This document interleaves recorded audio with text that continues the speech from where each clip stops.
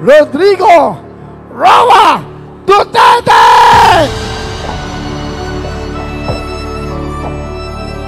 Lights, please, lights.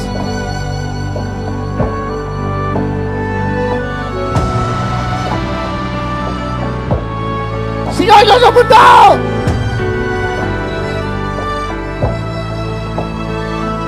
Ang nagmalasakit, nagmahal!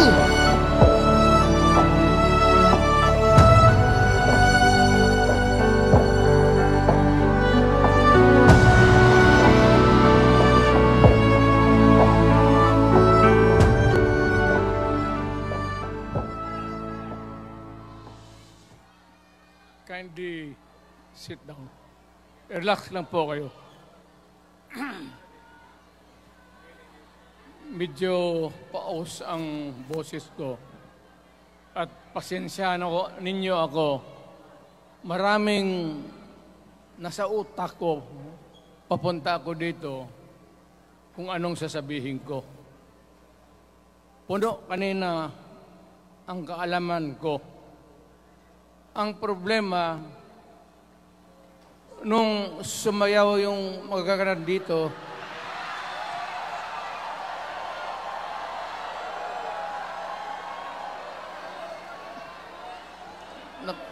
nakalimutan ko. Matanda na rin kasi ako. Ano ito? Meeting de avance? Alam mo, nung unang panahon, wala naman tayong kamuang-muang, wala naman tayong kalaban, wala namang nagagalit sa atin. Pumunta ang Espanyol at inagaw ang ating lupa, hinirang. For 400 years, nagtiis ang Pilipino subjugated by foreigners. Then, during the American and Spanish War, natalo ang Espanyol at napunta ang ating bayan sa Amerika. Anak ng grabe ang tiis ng Pilipino, yung mga lolo natin, kung gaano na lang sila pinahirapan. Alam mo noon, kung hindi ka magsimba, ay may mga pare nandyan, they know the history of Christianity. Alam mo noon, kung hindi ka magsimba, 10 palo sa katawan mo. You doubt my... Ayan si Father Ivasco, Chief of Staff ko sa City Hall. Siya yung NPA leader doon sa Libungan.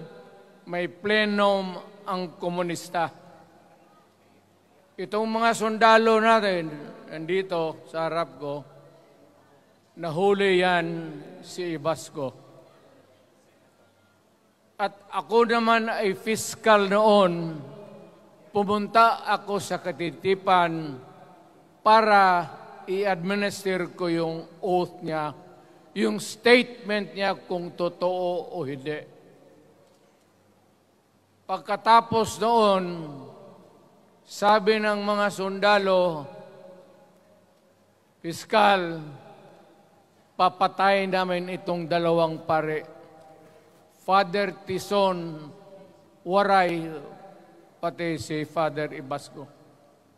Bumaba yan sila sa Visayas para makiksapalaran sa NPA. Sabi ko, wag, kasi pare yan. Puta, alam mo, ang Diyos nandyan eh. Kung ito lang naman yan ang prinsipyo, ideolohiya, Hindi naman kriminal yan, kidnapper o pusher. Sabi ko, kulungin na lang ninyo. So, sa matagal na panahon, sulat siya ng sulat kay Cory. Eventually, na-release yan sila lahat, pati na ang asawa nila Quintanar, yung mga komunista, mga Esparo, nanggaling dito at naging uso sa buong Pilipinas, yung pagpatay. Wala.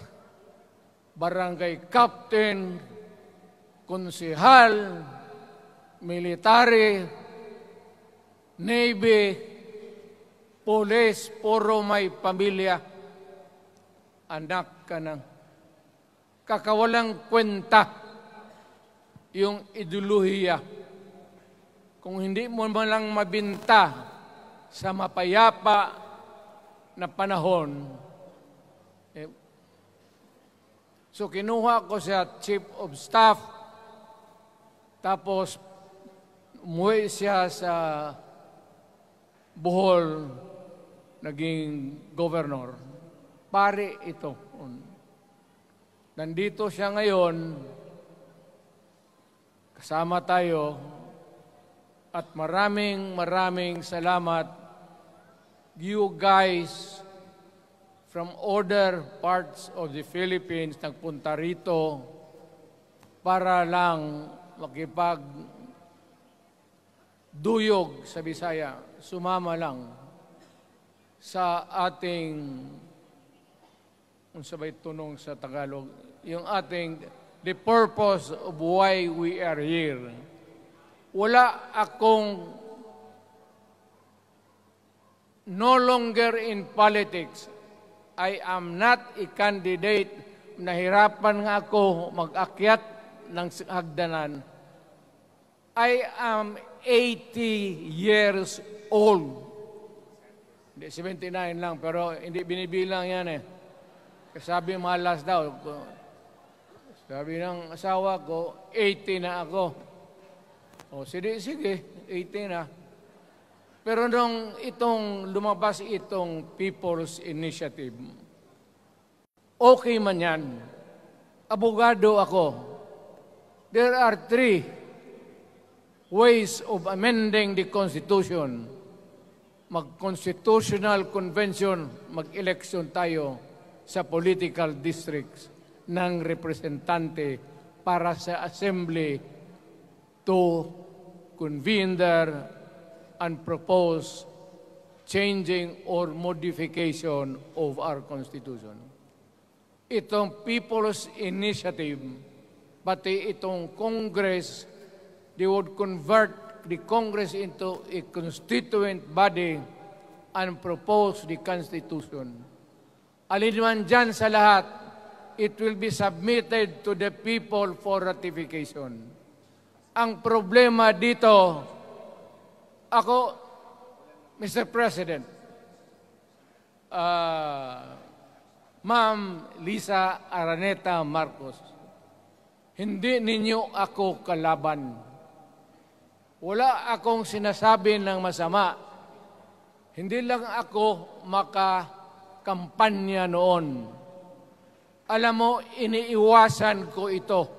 Itong panahon na ito talaga ang iniwasan ko kasi mapipilitan ako ngayon magsalita laban ng mga tao sa gobyerno. Alam mo, Mr. President, hindi ako maghingi ng tawad. Kagawan mo yan eh. It is your responsibilities sa sarili mo. What you do in this world binds you. Iyo yan. Huwag mong sisihin ang ibang tao kasi sarili mong utak at katawan yan. Nung ako'y mayor pinakitaan ako ng evidence ng PDEA. Doon sa listahan, nandoon yung pangalan mo. Ayaw kong sabihin yan kasi magkaibigan tayo. Kung hindi magkaibigan, magkakilala. Ikaw pumapasok kayo ng alanganin. Mr. President, baka susunod ka sa dinaanan ng tatay mo. Diyan ako takot. Ayaw ko mangyari sa iyo yan. Pabor lang, ako namang nagmamakaawa kasi it will divide the nation at madugo itong panahon na ito. Alam mo, Mr. President, sabihin ko maya sa tao kung ano ka.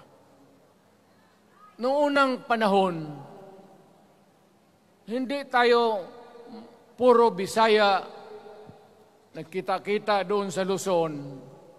There was a community of Filipinos.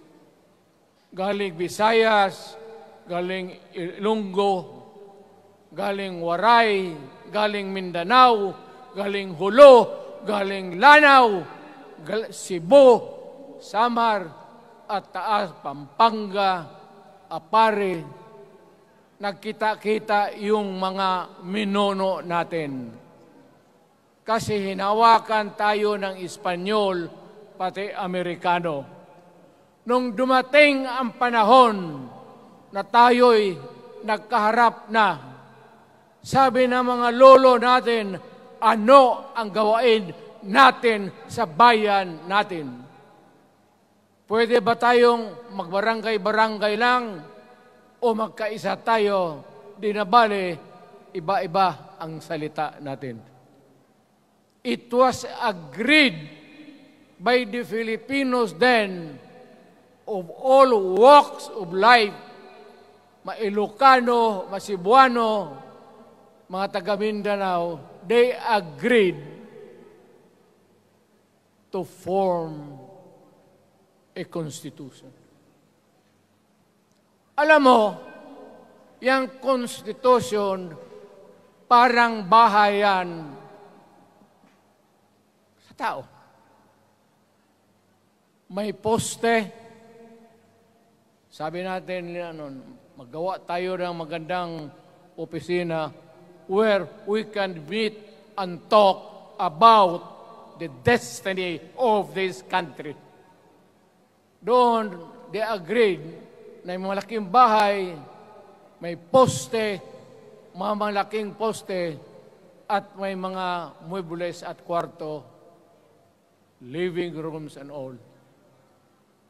Ang usapan na from time to time, lumalaki na ang bayan at magdagdag tayo ng mga opisina sa mga opisyal.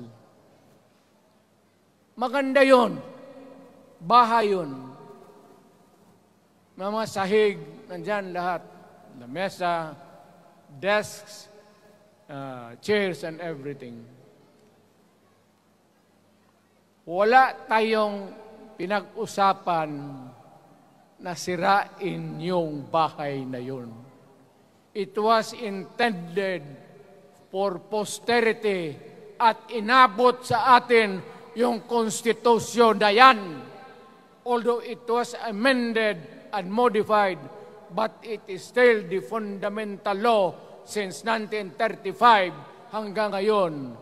At what keeps in Ilocano, Bisaya, Waray, Moro, bakit tayo nagkaisa?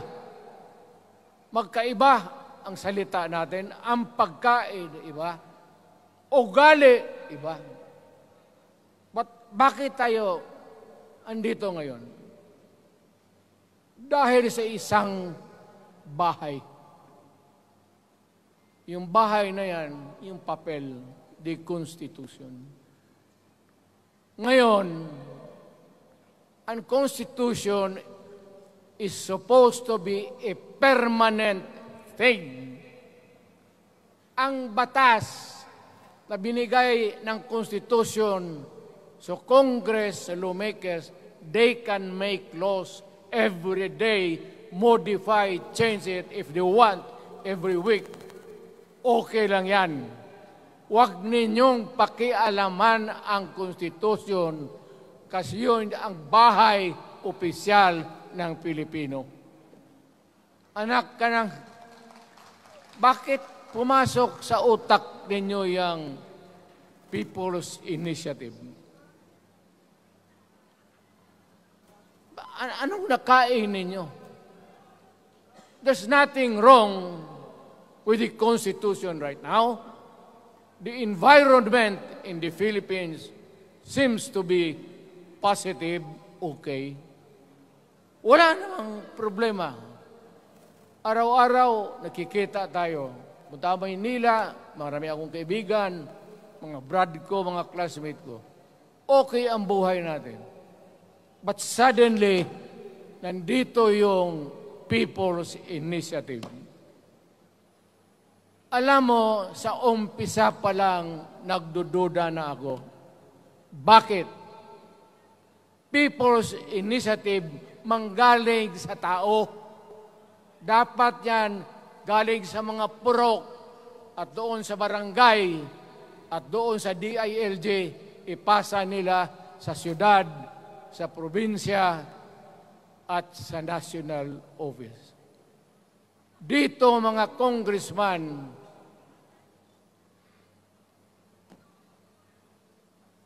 alam ninyo, kung magkaletse-letse ang buhay na ito, sabihin ko sa military, sirahan ninyo yung Congress. Magastos, nagbabayad tayo, nag-usek-usek sa kwarta. Sige pamayad para People's Initiative. So, what is the motivation? Galing ba sa puso ng tao yung pinipirma niya? Hindi yung pirma niya yung petition para ito, kaming nagsipirma dito, pumayag na merong pagkaiba ngayon sa Constitution. Pirma lang, pati pera. Anong klase yung putang inang yun? Ganon na lang ang tingin ninyo sa Pilipino. Pagka ganon, maghiwalay-hiwalay na tayo. Kayong taga Luzon, pumunta na yan sa Mindanao, mag-declare na lang tayo ng independence separate. Bakit? Binababoy ninyo ang bayan natin. Ako naging presidente. Ako naging mayor. Ako naging congressman. Ang sinasabi ko sa inyo, putang ina.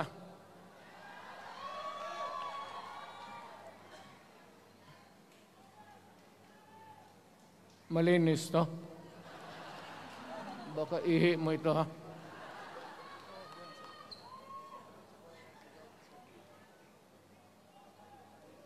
Kakaubos talaga ng laway itong...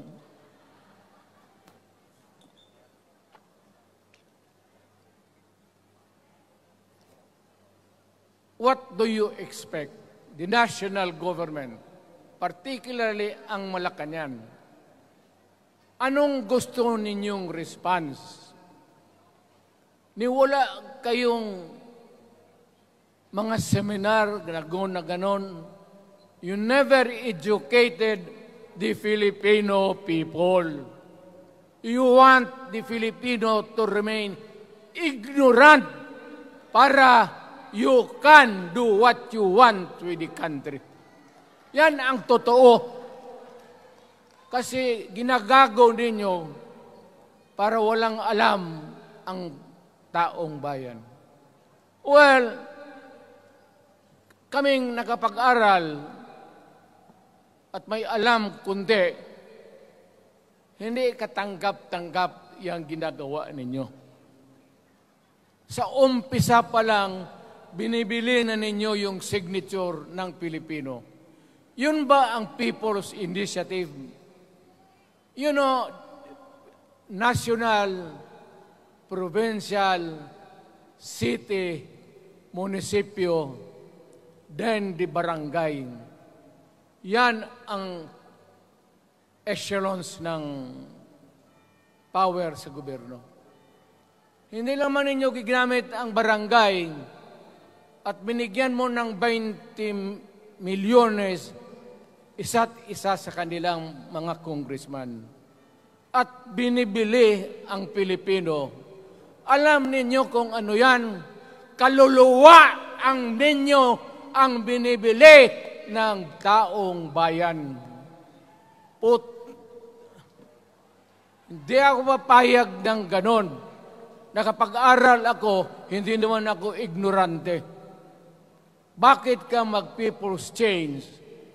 Ang problema ninyo, ganito. Hindi pa, pauna. Ang malas ng Pilipinas, every president, almost all, pag naupo na dyan sa Malacanang, walang ginagawa kung mag-isip ang mga putang ina kung paano pahabain ang termino nila. That's the problem. Bakit ganon kayo? Ang demokrasya may eleksyon. Para naman, tignan ninyo, Presidente Osmeña Bisaya. Ang napaalaala ko pa, Garcia Bisaya. Then Magsaysay Ilocano. Then si Quirino Ilocano. Ganon dapat. Ang election is a cleansing process. Gumagalaw yan, huwag mong pigilan. Ngayon, kung ikaw nandyan, naupo ka, you stop the process of governance, hintuin mo, kasi pahabain mo ang termino, gusto mo. Sabi ko nga sa iyo, Mr. President, kaibigan kita, Bingbong. Pag pinilit mo ito, lalabas ka ng Malacanang kagaya noong panahon na pinalayas kayo.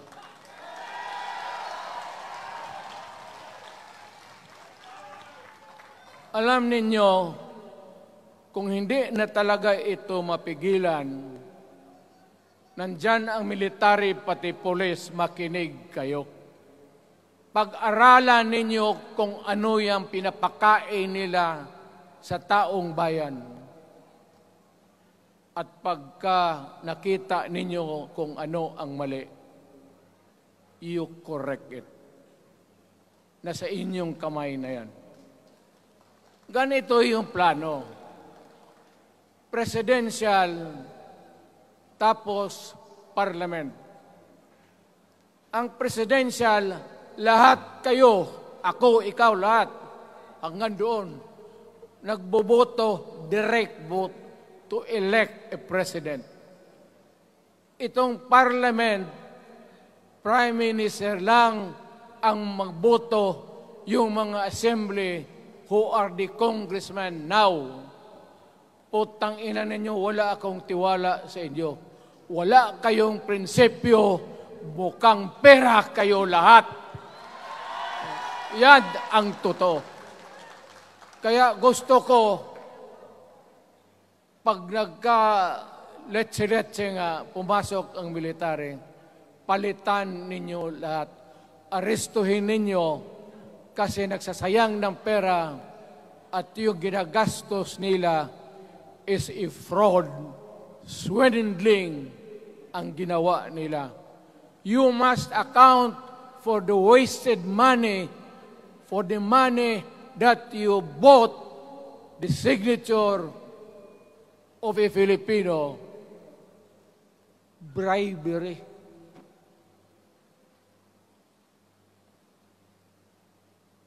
magdasal lang kayo.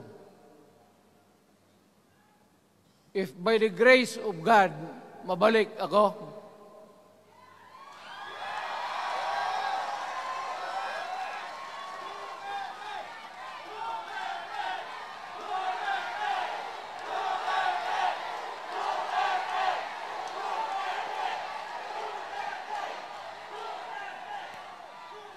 milagro lang naman yan, hindi ba yan totoo?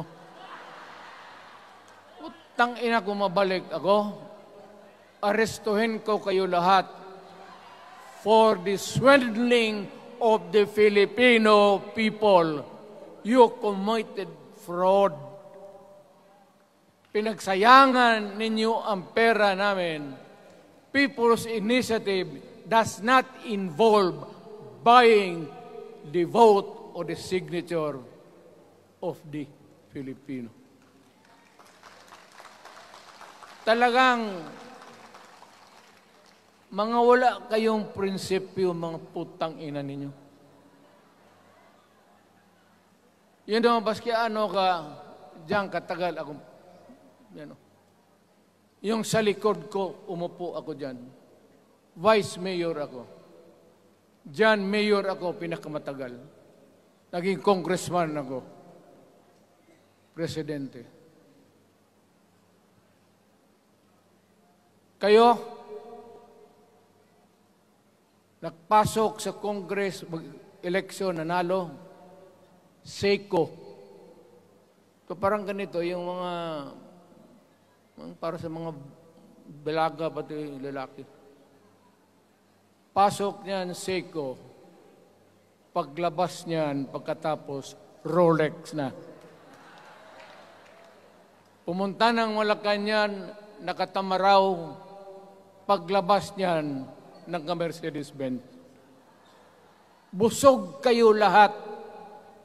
Tingnan ninyo yung mga bahay noon ng mga congressman at tingnan ninyo ngayon kung ano kayaman sila, lalo na yung mga bahay nila sa Maynila.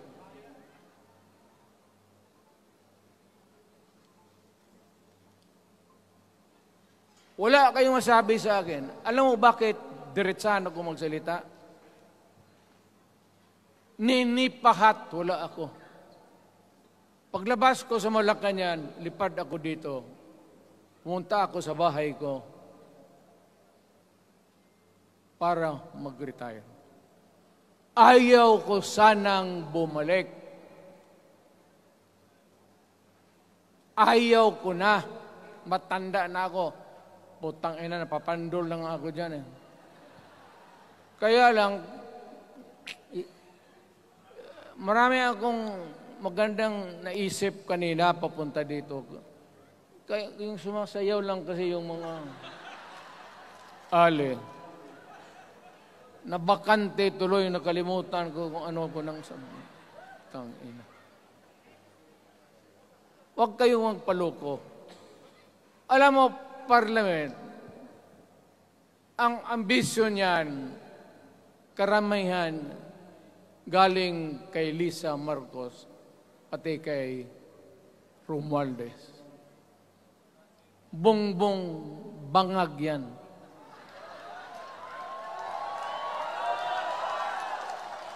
That's why, sinasabi ko na sa inyo ngayon, si Bongbong Marcos bangag noon, ngayong presidente na, bangag natin ang presidente. Kayong mga military, alam ninyo yan. Lalo na yung nasa Malacanang. Alam ninyo. The Armed Forces of the Philippines, alam ninyo. May drug addict tayo na presidente, putang inang yan. Ayun ang, bakit ako nagkaroon ng kaso ng ICC?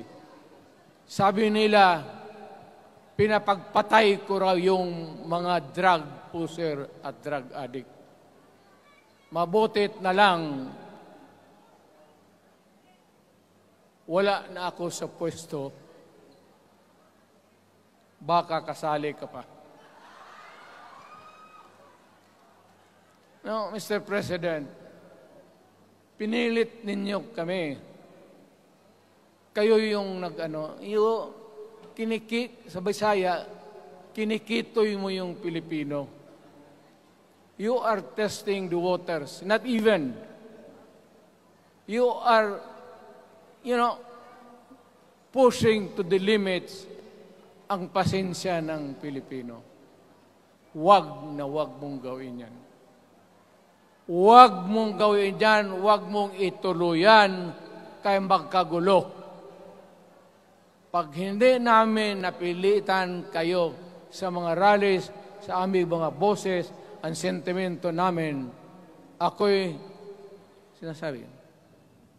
sinasabi ko sa military, nag-hemorrhage ang bayan, gastos dito ng gastos doon.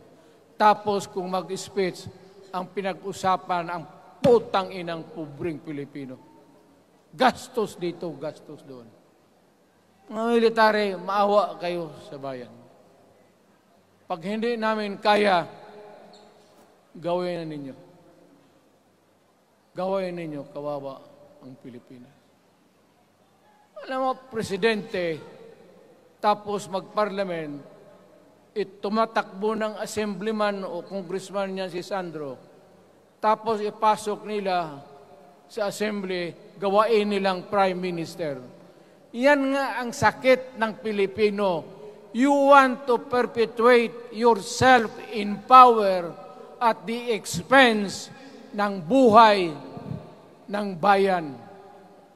Mabuti sana kung bright kayo. Kung drug addict ka lang naman at may asawa kang hungry for power, tapos may isa itong taga Leyte, gusto siyang mag-prime minister at gawin niya itong bongbong, diyan ka lang, ako ang bahala. Ceremonial president ka na lang. Ako na ang magpatakbo ng bayan sa parliament. Yan ang plano nila. Yan ang hindi talaga matanggap natin. Kalukuhan niyang putang ina. Huwag kayong, alam mo, bakit ako makipag-away ng presidente? Marami siyang sundalo. Kaya natin, kayong pumalag, pero there is always a time for everything. May panahon na ikaw ay sikat. Sa ayaw mo at sa hindi, may panahon ka talagang bababa dyan sa Malacanang. Gaano katagal ka man to hang on to the power, that is for God to decide for the nation. Kami, patayin ninyo, wala na akong silbi. Tapos na ako, naging presidente na ako. Nakatikim na ako ng pag-upo ng silya dyan sa Malacanang. Ganoon na lang ang ang alaga ko sa bayan.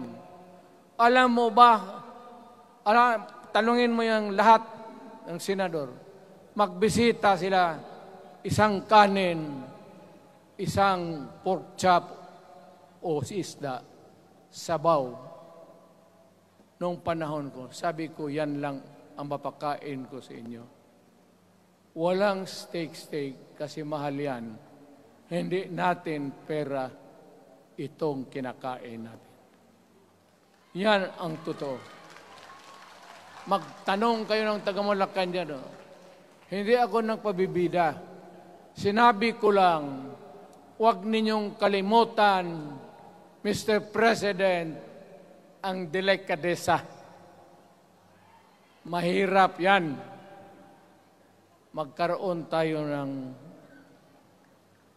Ngayon, wala naman, yun naman lang ang dapat lang pagkwentuhan natin. Huwag kayong pumayag dyan. Binabastos kayo. Alam bakit? Bakit nadalhin tayo sa parliament? Anak ka na. So pag doon, kontrolado na nila, pati yung anak na assured na maging... Yan nga ang mahirap eh.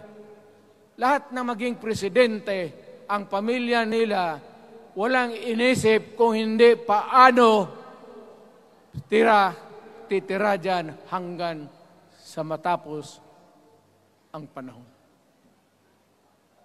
May I remind you, itong election, papalit-palit ito.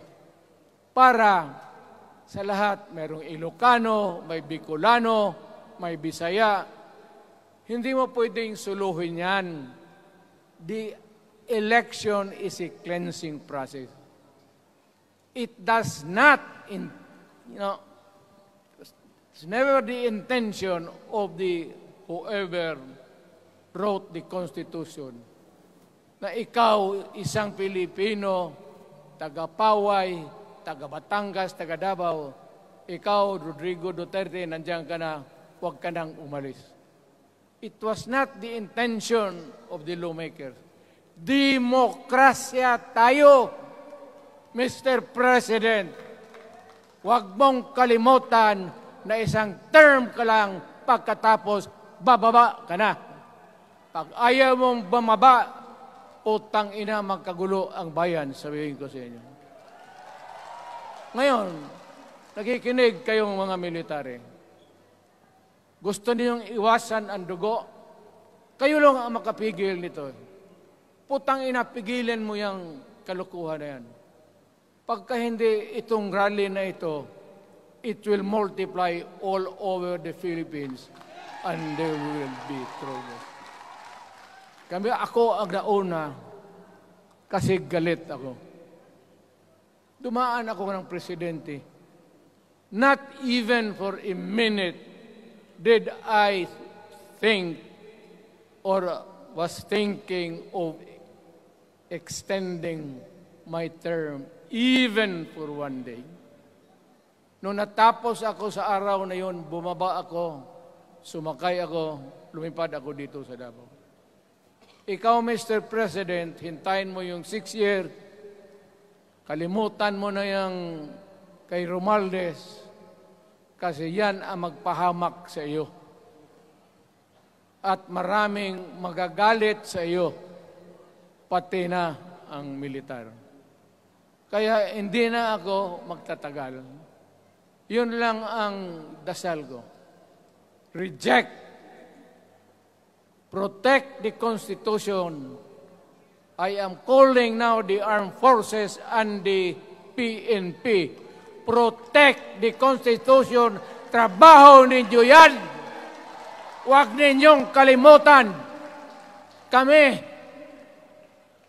inyong dapat, you should worry about the nation. The millions of Filipinos. Huwag kayong mag-isip lang ng isang pamilya. Putang ina. Ilagay ninyo sa utak ninyo yan. Bahala kayo. Balang araw, magsisihan. Pero kasi umuulan naman, hindi ulan.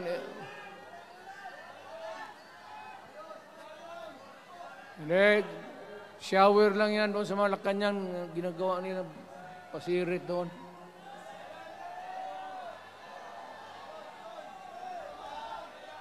Wala naman rin akong masabi. Kasi hindi man ito eleksyon. Nakafocus lang ako sa People's Initiative and the way that they are handling the process of the People's Initiative. Ang nangyayari ngayon, hindi yan People's Initiative, kung hindi buying the people for their signatures. Pag-umpisa pa lang, bayaran na. At maniwala ka ng konstitusyon, lalabas yan maganda. Kung pira-pirahin lang tayo. Balang araw, wala na ako sa buhay. Maybe 10 years, 5 years from now. You might want to change some provision. Yung sabi nila, the usual excuse is economic provisions lang ang aming pakialaman.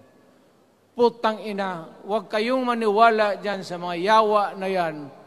Puro kasing sinungaling ang mga ulol Alam mo, pag nagtawag ka ng Constitutional Convention through People's Initiative or when you open the Constitution, hindi mo pwedeng limitahan ang powers na yan. It's unlimited. Kung ano ang gawain nila at kung ano ang utos ng may pera, kung bayaran sila, ipagbili talaga tayo. Ipauhanin na lang ako, naghingi ako ng may mga congressman dito. Ito yung matitino. Nandito si Congressman Alvarez. Pumunta talaga siya. Hindi man kasi niya ako hinayaya. Kapupunta sana ako ng Tagum. Para lang ako galit talaga. Bakit po putang ina? Siga. Bakit? Bisaya pa makumutan ko na imong naong. Magharap ka sa akin, ganoon ko yung mukha mo. Bakit? Bakit bigyan mong problema ang Pilipino? Ano ang kasalanan ng Pilipino at gumagastos kayo, binibili milyon ng milyon, kayong mga congressman, putang ina, istapa yan. Swindling yan. Kaya sabi ko, by a stroke of faith, nabalik ako dyan sa Malacanang, kayong lahat, kagaya ng Marcelo ng tatay mo, Bongbong, kayong lahat, congressman, nandoon kayo sa Krami. Ipasok kayo ng 2 taon para leksyon ninyo. Hindi ka maleksyon ng kalukuhan ninyo. Wala. Hindi pa nga naayos ang kati. Ano bang, what's wrong with the Constitution? Tell me. Kung hindi yung inyong ambisyon. The real purpose itong constitutional changes sa People's Initiative is really to perpetuate those who are in power. Yan na lang ang ganyan ninyo. Marami akong sabihin, maybe kung patayin nila ako, putukin yung eroplano, wala na tayong magawa. Ngayon, kung sino, alam mo na kung sino, yung sa Malacanang, yun ang aristuhin ninyo. Sila nag-umpisa ng kaguluhan ito. Ladies and gentlemen, I am very thankful na nandito kayo, mga Tagalog, Bisaya, at taga-Maynila. And I hope that we will continue to love our country. Magbigay sila na pera, tanggapin ninyo, pera ninyo yan. Hindi ba ninyo na sa isip ninyo, bigyan kayo ng 1,000, 100, tanggapin mo, pera ninyo yan. Pati yung sa bulsa nila, kinakain nila, at pinagbili ng bahay kung saan-saan, pera ninyo. So, make sure na bago kayo lumabas lang naman sa mundong ito, may panahon lahat, mamatay tayo. Mag-iwan kayo ng isang prinsipyo. Sabi ninyo sa mga anak ninyo, tinanggap ko yung pera kasi pera natin ito, ibili natin pagkain. Pero yung prinsipyo natin, huwag natin ipagbili. Yan ang iiwan mo sa mundong ito para sa mga anak ninyo. At yan ang dadalhin mo sa langit. Pagka sinabi ni San Pedro, anong nagawa mo? May ginawa ako para sa bayan. Tapos magsabi si San Pedro, ano pa? Yung mga ibang bagay na ginawa mo, mga kasalanan, mga kabit, ganun. Sabihin mo kay San Pedro, San Pedro, nandito ako sa langit para makipag-isa sa Diyos. Pag hindi ka tumahimik, yung manok mo, hawakan ko, ilambos ko yan sa ulo mo. Putang ina ka. buksan mo yung puwertahan at papasok tayo, magkita-kita tayo sa langit. Lahat kayong hindi nabili, sigurado ako, langit kayo. So, kaya basing anong kasalanan niyo, okay na yan. May guarantee na kayo yung passes. Mahalaga yan as a matter of principle. Prinsipyo sa tao. Maraming salamat po.